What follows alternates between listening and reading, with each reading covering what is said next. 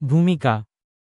ডাইসাইক্লোভারাইন hydrochloride হল একটি anticholinergic ওষুধ যা বিরক্তিকর অন্ত্রের সিন্ড্রোম এবং অন্যান্য গ্যাস্ট্রোইন্টেস্টাইনাল জিআই ব্যাধি যেমন পেটের ক্র্যাম্পিং এবং খিঁচুনিগুলির চিকিৎসার জন্য ব্যবহৃত হয়।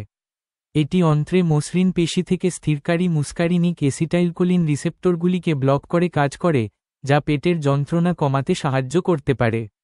ডাইসাইক্লোভারিন হাইড্রোক্লোরাইড ট্যাবলেট এবং তরল উভয় আকারে পাওয়া যায় এবং সাধারণত দিনে অন্তত 3 বার মুখে নেওয়া হয়। এর কাজ। ডাইসাইক্লোভারিন হাইড্রোক্লোরাইড প্রাথমিকভাবে ইরিটেবল বাওয়েল সিন্ড্রোম আইবিএস, পেটের ক্র্যাম্পিং এবং আইবিএস থেকে এর সাথে সম্পর্কিত পেটের খিঁচুনিগুলির চিকিৎসার জন্য ব্যবহৃত হয়। এছাড়াও, এটি অন্ত্রের গ্যাসের উপসর্গগুলির চিকিৎসার জন্য ব্যবহার করা যেতে পারে, যার মধ্যে গোলাভাব, ব্যথা এবং অত্যধিক পেট ফাঁপা। অতিরিক্তভাবে, ডাইসাইক্লোভারিন হাইড্রোক্লোরাইড ওষুধের কারণে বমি ভাব এবং বমিভাব কমাতে ব্যবহার করা যেতে পারে, এবং এটি পেটের অস্ত্রোপচারের পরে মূত্রাশয়ের খিঁচুনি চিকিৎসার জন্য নির্ধারিত হতে পারে। কিভাবে কাজ করে? ডাইসাইক্লোভারিন হাইড্রোক্লোরাইড হল একটি অ্যান্টিকোলিনার্জিক ড্রাগ যা প্যারাসিম্প্যাথেটিক স্নায়ুতন্ত্রের স্নায়ু আবেগকে অবরুদ্ধ করে কাজ করে, যার ফলে অন্ত্রের পেশিগুলি শিথিল হয়।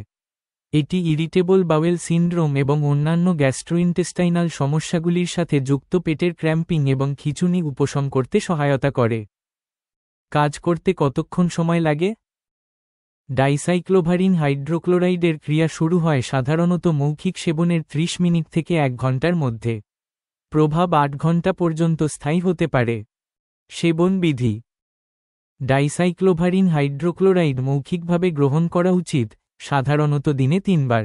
ট্যাবলেটগুলি খাবারের সাথে বা খাবার ছাড়াই নেওয়া যেতে পারে।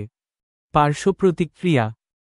ডাইসাইক্লোভারিন হাইড্রোক্লোরাইডের সাধারণ পার্শ্ব প্রতিক্রিয়াগুলির মধ্যে রয়েছে শুষ্ক মুখ, ঝাপসা দৃষ্টি, কোষ্ঠকাঠিন্য, প্রস্রাব করতে অসুবিধা, তন্দ্রা এবং মাথা ঘোরা।